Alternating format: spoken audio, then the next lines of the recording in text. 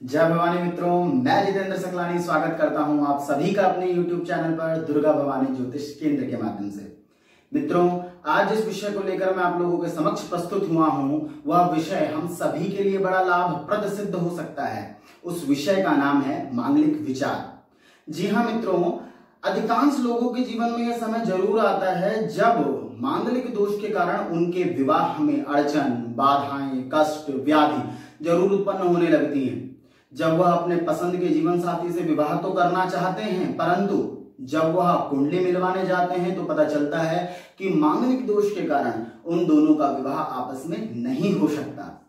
इन्हीं परेशानियों और कष्ट के चलते वह अपना विचार बदल देते हैं। मांगलिक दोष के कारण कई लोगों का विवाह सिर्फ इसलिए नहीं हो पाता क्योंकि वह मांगलिक है। ऐसे ही परेशानियों का विषय बन चुका है आज के समय में मांगलिक दोष। यही एक बड़ा महत्वपूर्ण कारण है क्योंकि मांगलिक दोष में न केवल स्वयं अपितु अपने जीवन साथी के जीवन में भी कष्ट होने की संपूर्ण समस्याएं बनने की संभावनाएं रहती ही रहती हैं। परंतु हमारे शास्त्रों में ऐसे भी कुछ महत्वपूर्ण योग बताए गए हैं जिनके होने से यदि अगर वह आपकी कुंडली में उपस्थित हैं तो आप मांगलिक होने पर भी अमांगलिक व्यक्तित्व से विवाह कर सकते हैं। जी हाँ मित्रों, आप अमांगलिक व्यक्तित्व से भी विवाह कर सकते हैं। तो कौन से हैं वह योग, यह जानने के लिए इस वीडियो को अंत तक अवश्य देखिएगा। अगर आप हमारे चैनल पर नए हैं तो सब्सक्राइब करना न भूलें। तो सर्वप्रथम शुरुआत करते हैं कि आखिर यह मांगलिक दोष होता क्या है और किस प्रकार से बनता है।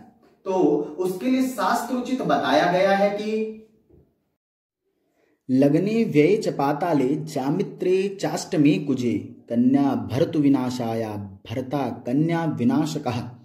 ये श्लोक मुहूर्त संग्रह दर्पण से लिया गया है, जिसका अर्थ बनता है कि कन्या के जन्म कुंडली के पहले, चौथे, सातवें, आठवें या 12वें स्थान में यदि मंगल हो तो वह कन्या अपने वर के लिए हानिकारक होती है, तथा इसी की तरह अगर लड़के की कुंडली में भी इन्हीं स्थानों पर मंगल हो तो वह अपनी पत्नी के लिए हानिकारक होता है। इसी भांति लग्न, चंद्रमा और कभी कभी शुक्र की राशि से भी मंगल की उपरयुक्त स्थितियों का विचार किया जाता है। तो यह था जो आपने सुना। अब शास्त्रों में इसका परिहार भी बताया गया, तो आइए जानते हैं। बताया गया है कुछ दोषवती देय कुछ दोषवते किल नास्ति दोषो न चानिष्टम दाम्पत्यो सुखवर्धनम।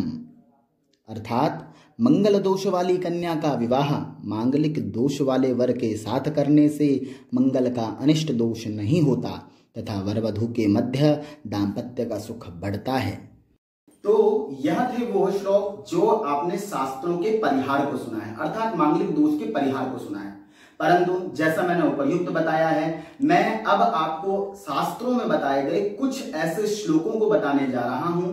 यदि वह योग आपकी कुंडली में भी घटित होते हैं तो निस्संदेह आप मांगलिक होने पर भी आप मांगलिक ही माने जाएंगे। तो जरूर देखिएगा उन योगों को, क्या वह योग आपकी कुंडली में उपस्थित हैं। तो हमारे श्लोकों की सूची में श्लोक नंबर 1 है, शनि भौमोऽथवा कश्चित् पापो वा तदृशो भवेत् तेषवेव भवनेषवेव भौम दोष विनाशकृत।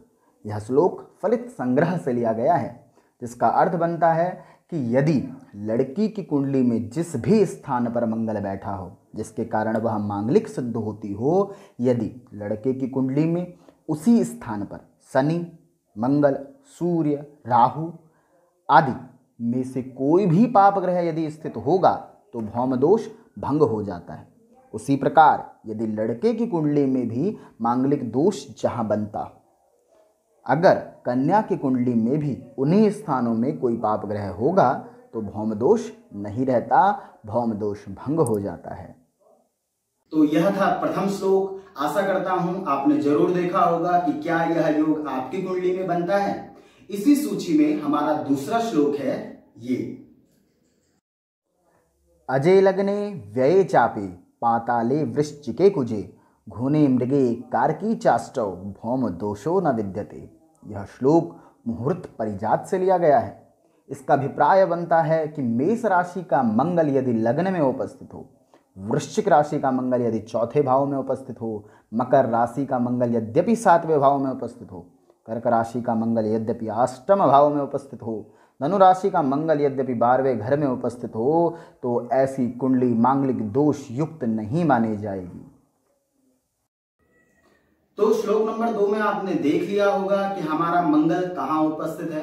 यदि आपका मंगल भी उन्हीं राशियों में उपस्थित है जहां बताया गया है कि उस राशि में उपस्थित होने पर मांगलिक दोष का कोई प्रभाव नहीं रह जाता, तो आप निश्चिंत होकर अमांगलिक व्यक्तित्व से विवाह कर सकते हैं। अब हमारी इस सूची में तीसरा श्लोक है ये, ध्युनेमीने घटे चाष्टो भौम दोषो न विद्यते। यह श्लोक मुहूर्त चिंतामणि से लिया गया है। इसका अर्थ बनता है कि यद्यपि मीन राशि का मंगल सप्तम भाव में हो या कुंभ राशि का मंगल अष्टम भाव में हो तो भी मांगलिक दोष नहीं होता। तो ये था हमारा तीसरा श्लोक जिसमें आपने जाना कि क्या आपका मीन राशि का मंगल सप्तम भाव में या कुंभ राशि का मंगल अष्टम भाव में तो नहीं है। यद्यपि है तो आप निश्चिंत व निसंदेह अमांगलिक व्यक्तित्व से भी विवाह करने का अधिकार रखते हैं। इसी सूची में हमारा अगला श्लोक है यह, न मंगली चंद्र भृगुद्वितीये न मंगली पश्यति यस्य जीवा न मंगली केंद्र गते च राहु न मंगली मंगल राहु योगे।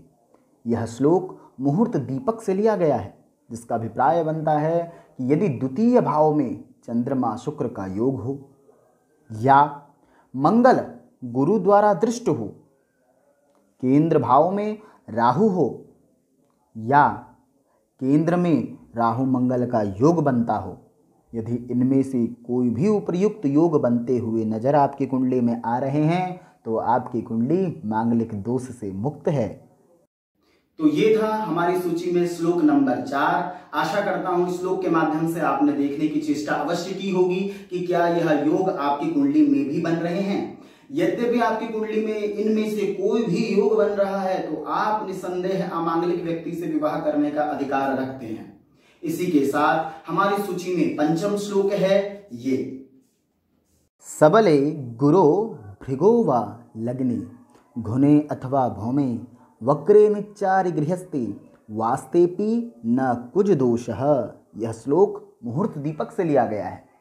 इसमें ध्यान देने योग्य बात यह बताई गई है कि यदि आपकी जन्म कुंडली के लग्न स्थान में गुरु शुक्र उपस्थित हों, उसके बाद यदि आपका मंगल वक्री है, यदि आपका मंगल नीच राशि में उपस्थित है, यदि आपका मंगल अस्त है या आपकी जन्म कुंडली में मंगल शत्रु की राशि में उपस्थित होकर मांगलिक स्थानों पर उपस्थित है, तो भी आपकी कुंडली में मांगलिक दोष का कोई प्रभाव नहीं रह जाता। यह थी श्लोक संख्या 5। जैसा कि आपने श्लोक संख्या 5 में जाना कि अगर लग्न में गुरु और शुक्र अगर उपस्थित हैं, तत्पश्चात यदि आपका मंगल मांगलिक स्थानों पर नीच, वक्री, शत्रु क्षेत्री अवस्था का उपस्थित है तो आप पर मांगलिक का किसी भी प्रकार से कोई प्रभाव नहीं होने वाला है। तो आशा करता हूं यह योग आपकी कुंडली में अवश्य ही उपस्थित होगा, जिससे आपको मांगलिक दोष में जरूर लाभ की प्राप्ति होगी। इसी के साथ हमारी इस सूची में छठा श्लोक है ये, केंद्र कोणे शुभादये चतृषडा येप्य सदा ग्रहाः तदा भौमस्य दोषो न मदने मदपस्थताः। ये श्लोक मुहूर्त चिंतामणि से लिया गया है। इस श्लोक के आधार पर कहा गया है कि केंद्र व त्रिकोण में यदि शुभ ग्रह हों, जन्म कुंडली के तीसरे, छठे, 11वें भाव में पाप ग्रह हों, तो सप्तमेश ग्रह सप्तम में ही यदि हो तो मांगलिक दोष वाली कुंडली में किसी भी प्रकार से मांगलिक दोष नहीं रह जाता। वह व्यक्ति अमांगलिक व्यक्ति से विवाह कर सकता है। तो यह थी हमारी श्लोक संख्या 6। आशा करता हूं यह योग आपको अपनी कुंडली में अवश्य ही मिले होंगे। इसी संख्या में हमारा अगला श्लोक है यह, तनु धन सुख मदनायुर्लाभ व्यगः कुजस्तु दाम्पत्यं विघट्यति तद्गृहे सुना विघ्यति तुंग मित्र गेहेवा। यह श्लोक मुहूर्त चिंतामणि से लिया गया है। इसमें बताया गया है कि यद्यपि पहले, दूसरे, चौथे, 7वें, 8वें, 11वें तथा 12वें भाव में स्थित मंगल वर वधू के वैवाहिक जीवन में कष्ट उत्पन्न करता है, परंतु यदि मंगल अपने घर में अर्थात मेष राशि या वृश्चिक राशि का हो, अपनी उच्च राशि में अर्थात मकर राशि का हो, या अपने किसी भी मित्र की राशि में उपस्थित क्यों ना हो, तो वह मांगलिक दोष युक्त कुंडली होने पर भी मांगलिक दोष जैसा प्रभाव नहीं देता। तो जैसा कि आपने श्लोक संख्या 7 में सुना, आशा करता हूं इस योग ने आपको थोड़ी बहुत राहत अवश्य दी होगी। यदि यह योग आपकी कुंडली में बन रहा है तो निसंदेह आप अमांगलिक व्यक्तित्व से भी विवाह कर सकते हैं। अब इसी सूची में हमारा अगला श्लोक है ये।